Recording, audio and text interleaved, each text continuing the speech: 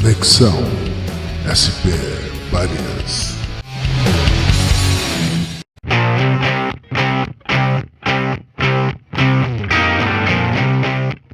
É necessário, nesse sentido, haver leis, né, que minimizem, enfim, por exemplo, uma boa lei, uma boa proposta de legislação, impedir que empresas façam doações para campanhas políticas.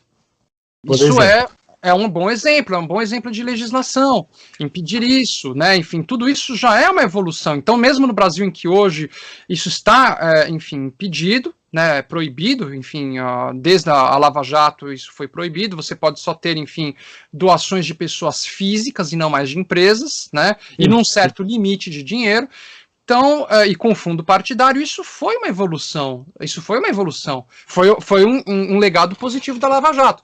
Trouxe problemas, trouxe coisas ruins? Trouxe, é inegável. Mas também trouxe isso como um legado positivo. Não podemos negar. Então, acho que é importante sempre que a construção de novas leis, enfim, novos mecanismos para aprimorar a democracia. Qual que seria um outro uso interessante? O uso da tecnologia blockchain, né, que é aquela tecnologia que te permite... Sim, blockchain. Né, enfim, verificar ali, enfim, algo foi feito, você não tem como apagar, então aquilo fica registrado para minimizar esses casos de corrupção, enfim, de esquemas, enfim. A própria lei de licitações, enfim, ela já é um avanço enorme com relação ao que a gente não tinha na época da ditadura militar, então, às vezes a gente tem essa impressão de que, tudo é horrível, mas houve uma evolução, houve uma melhoria, né, enfim, mesmo com relação à corrupção no Brasil, hoje a corrupção no Brasil, ela é muito mais difícil de acontecer do que era no governo militar. No governo militar a coisa corria solta porque você não tinha a lei de acesso à informação, que você era obrigado a apresentar tudo à imprensa e à sociedade civil, você não tinha licitação pública, então, ou seja, a corrupção era muito maior, e as pessoas não percebem isso. Né? Sim. Não, e tem, inclusive, gente que já me falou, inclusive músico, que é favorável à ditadura militar porque naquela época não tinha corrupção. Isso, né, cara? Como assim? Você tem certeza que você está falando? Eu falei para o cara, mas não adianta, porque o cara é favorável à ditadura, o cara ele já está formado, já está formatado o sujeito, né? Então não vai mudar. E é essa gente que apoiou, né? Esses e outros que apoiaram aí esse movimento, né? Bom, eu teria outras coisas para te perguntar aqui, mas o que você poderia nos dizer mais aí em relação à estética, porque a gente falou da estética do bolsonarismo, e qual seria então a estética, será que podemos falar assim, do antibolsonarismo? Porque o antibolsonarismo seria, vamos dizer, como é que a gente coloca? Porque o antibolsonarismo é aquele que não concorda com todas essas loucuras aí, né? Movimento. Sim. Que leva para o campo não civilizatório. Sim. Então o antibolsonarismo seria um movimento de resistência ao processo civilizatório.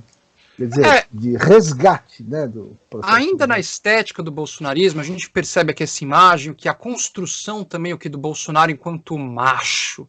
Né? Então, tem muitas aqui, enfim, que mostram, por exemplo, aqui, né, aqui o Bolsonaro com uma metralhadora na mão, né, um fuzil, em cima de um velociraptor, né, um dinossauro, com a bandeira do Brasil, seja uma loucura, né? Aí tem depois uma outra que também ele com a bandeira, e aí aqui é com a mulher, um jacaré aqui com uma bomba, é uma coisa meio louca, né? Mas que mostra o que como um salvador, um guerreiro, né? Contra esse mal, né? Então aí até recupera um pouco aquilo lá que o Wilhelm Reich ele fala, né, o ex-aluno do Freud ali, o psicanalista, ele fala justamente dessa questão do fascismo e a construção do homem, aquele pai autoritário, né, toda uma relação ali, até de certa forma mesmo de admiração, meio sadomasoquista e homoerótica com relação ao pai. O pai autoritário, macho, punitivo, disciplinador, né, que está ali com a metralhadora e que vai cuidar. Então, ou seja, isso acaba, enfim, ainda sendo muito utilizado por essa estética, né, do bolsonarismo, né, essa questão do macho, né, enfim, e do Bolsonaro como o homem, né, que vai salvar. Até porque, detalhe interessante, né, muitos desses apoiadores do Bolsonaro, estatisticamente falando, são homens. Então, ou seja, também a desconstrução, o fim da masculinidade, como nós a conhecemos, também é um componente importante nesse processo, porque o Bolsonaro, de certa forma, é uma tentativa de resgate a uma masculinidade que já está em perdendo. desuso, está se perdendo, que já não faz mais Está sentido. se esvaindo, né? Está se esvaindo, mas que muitas pessoas ainda se identificam com essa masculinidade, né? Então isso também é um detalhe importante.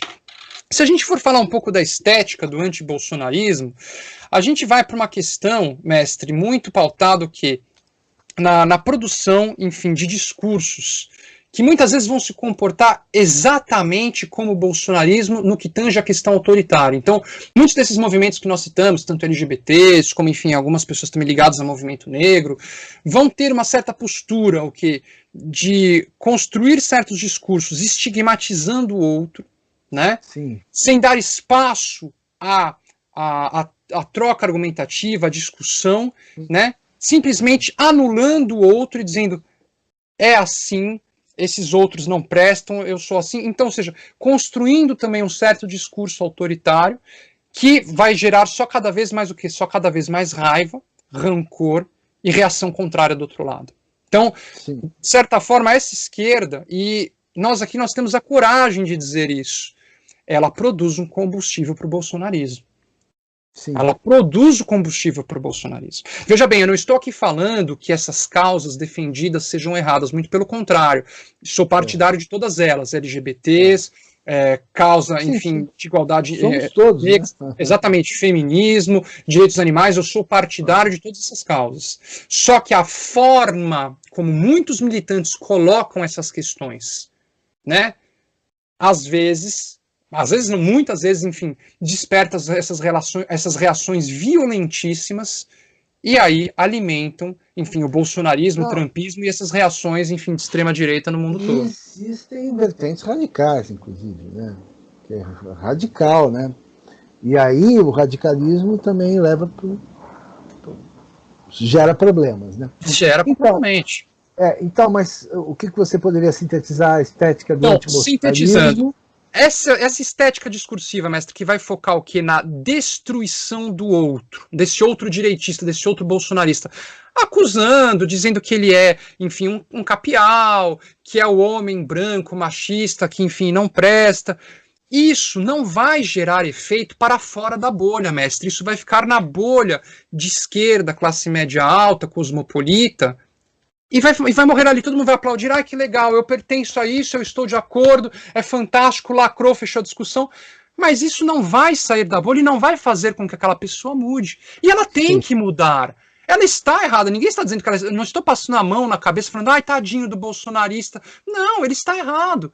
Mas então que tipo de discurso, de prática eu tenho que ter para aquela pessoa acordar desse delírio coletivo e mudar? Não é essa estética, enfim, estigmatizando o outro, enfim, humilhando, ridicularizando, enfim, e colocando ali, fechando completamente a questão a porta para o debate.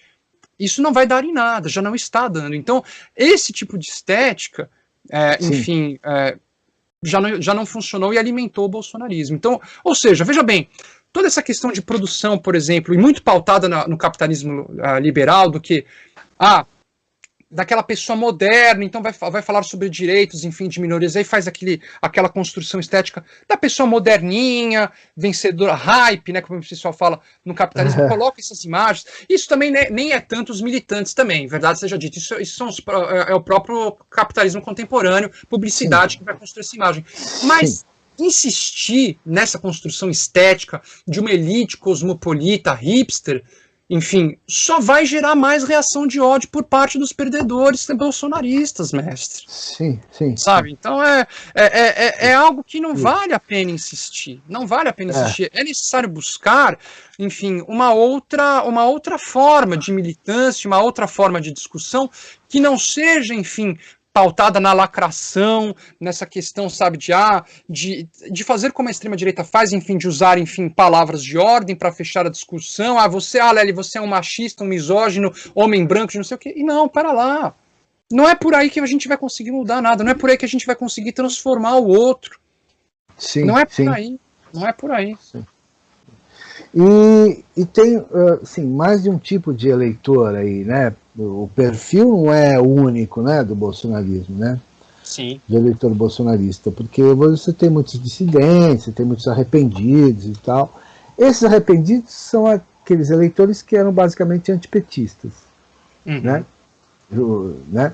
Agora, os apoiadores mesmo, que estão aí ainda até hoje firmes e fortes, você vê um traço de psicopatia neles, de desequilíbrio, como é que você poderia analisar do ponto de vista psicológico mesmo? Mestre, você citou algo que é muito, muito importante, que poucas pessoas citaram, que é a questão das psicopatologias. Eu afirmo aqui, cara, não precisa ser nenhum psiquiatra, psicólogo, para você ir nessas manifestações, ver essas pessoas falando e perceber que elas têm um problema psicológico / psiquiátrico, de ansiedade, de esquizofrenia, completamente. E aí também, a gente entra numa questão que a esquerda vai querer, enfim, explicar tudo por grandes categorias, né? Como, por exemplo, isso daí é o reflexo de uma sociedade machista. Não. Esse cara que às vezes fala essas coisas, ele fala isso. Eu não estou dizendo que a estrutura machismo não existe, ela existe. Só que por que você não fala certas coisas e eu também não? Porque a gente não tem problemas psiquiátricos, pelo menos não esses, né? Então, ou seja, pelo menos não esses não, mas então o que acontece? Pessoas que têm certos comportamentos, que vão falar certas coisas, como por exemplo que o Bolsonaro falou lá da Maria do Rosário, outras coisas, porque ele tem problemas psiquiátricos. É por isso que ele está fazendo essas coisas, por isso que ele está falando. E muitas vezes até a própria esquerda é necessário fazer essa meia-culpa, vai dizer, não, veja bem, problemas psiquiátricos não existem, problemas psicológicos são uma construção social. E não é verdade. Existem problemas psicológicos e problemas psiquiátricos. É claro que existem. Né? Sim. Porque o que eu estou mais pensando aqui, e o que mais me incomoda, são os incautos, né? Sim. Porque eu estou te falando isso por eu ter conversado. Eu converso muito, viu, com pessoas do povo mesmo. Assim, por exemplo, se eu vou na padaria, eu falo com a atendente. Sim, é importante com o varredor, eu falo com o faxineiro. Eu gosto de ouvir a opinião das pessoas, entendeu? Pessoa mais simples, né? E existe, obviamente, um saber, que é o saber da tradição e tudo mais, mas esse saber, ele foi afetado, bastante afetado, ele tem sido afetado já ao longo da própria tradição. O saber que é imanente da cultura, né? Não tem nada a ver com o sujeito ser letrado, é o saber que passa de geração a geração. Saber popular. O saber popular. Mas, porque existe o senso, né, de discernimento e tudo mais, as pessoas, tudo mais, por mais que a pessoa seja iletrada, seja inculta. Mas o que mais me incomoda são os incautos que, no fundo, o que eles querem é o melhor para todo mundo, eles próprios querem, lógico, até porque ele está numa posição ali social muito ruim, né, o cara mora mal, vive mal, ganha mal, trabalha o dia inteiro e tal. E acabou votando e aderindo a esse grande movimento aí de extrema-direita, que ele nem sabe que é de extrema-direita. Sim, essas categorias nem são usadas por essas pessoas. E eles, ao mesmo tempo, adotaram o discurso. Então eles também estão contra o comunismo, sem saber o que é comunismo, estão contra os vermelhos, que eu já vi falar. Esse cara é vermelhinho. Teve um sujeito que me falou que o Dória é vermelhinho. Mas é gente simples, gente do povo, que não tem estudo e tudo mais. Aí eu fico pensando, será que eles sabem, né, que eles estão sendo enganados? Porque no fundo eles estão sendo enganados. Não, mas você colocou uma questão também interessante, que é o seguinte, quem acaba caindo nesse discurso, pelo menos essa minha visão, comunista, vermelhinho e tal, é mais uma classe C para baixo? Digamos uma parte da B, aquela bem empobrecida, é a C. D e E não vai falar tanto, não fala nisso, porque não conhece, né? A preocupação da ordem do dia, para ele, é se ele vai comer ou não, e se os filhos dele vão comer. Mas é verdade, né? Enfim, verdade, então, essas categorias, enfim, nem passam perto. Então, se a gente for ver pessoas ainda mais pobres, pessoas numa situação realmente de extrema pobreza, elas não vão operacionalizar essas categorias.